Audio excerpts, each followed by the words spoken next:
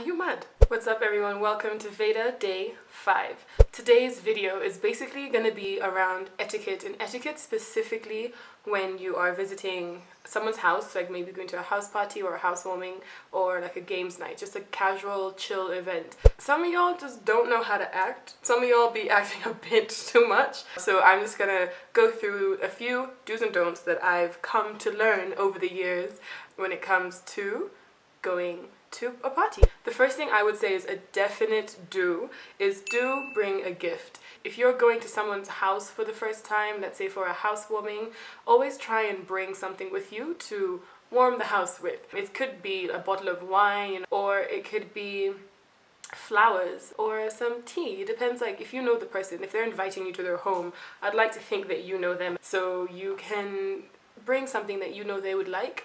But yeah, always try and bring a gift and give it to the person who's hosting you. My second piece of advice is actually a bit of a pet peeve of mine. If you're at someone's house and the host, you always kind of take a cue from the host, I think. So if you're at someone's house and the host takes off their shoes before they step on the carpet, please also take off your shoes before you step on the carpet. Why would it be acceptable for you, who's come from outside, mind you, to bring all the dirt from the city and from wherever you were and come and just wipe it down all over this person's carpet? If I take off my shoes, please take off your shoes as well. Which also brings me to my third tip. My third tip is around music, and you know, when you're having a good time and when you come in, the music always tends to start a bit mellow and then it picks up as the night goes on. But there's always that one person who comes through like, I have the best music in the world on my phone and you must listen to it now. And then all of a sudden, when everyone's like in the middle of a jam waiting for the beat to drop,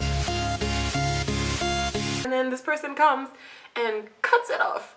Please, tip number 3, just look around the room and at least ask or at least mention to someone. It doesn't even have to be the host, but there's usually someone who is in charge of the music or around the music.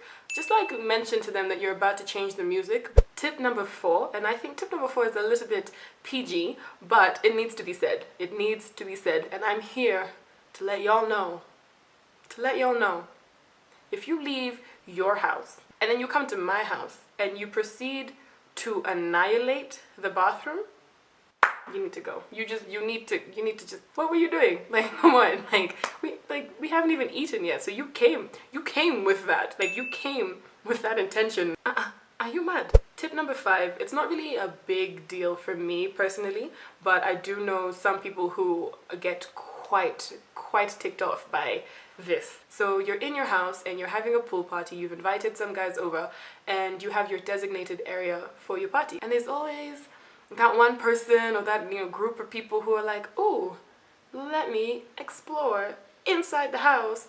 Just because I invite you to my home doesn't mean you can, roam around into my parents' bedroom. Tip number 5, as my brother says, is stay in your place, fam. Stay in your place.